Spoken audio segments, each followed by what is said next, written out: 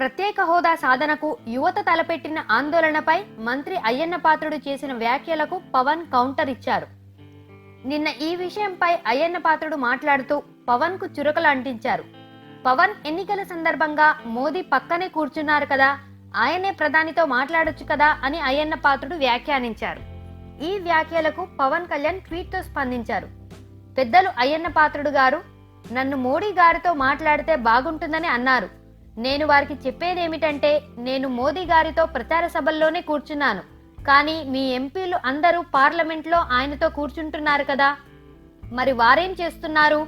Media ముందుకు వచ్చి కేంద్రం స్పెషల్ స్టేటస్ ఇవ్వదని చెప్పడం తప్ప, అసలు ఇస్తారో ఇవ్వరో తర్వాత సంగతి. ప్రజల అసంతృప్తిని కేంద్రానికి చెప్పడానికి కూడా మీరు భయపడితే ఎలా అని మంత్రి అయ్యన్న పాత్రుడికి పవన్ ఒకంత ఘాటుగానే కౌంటర్ ఇచ్చారు.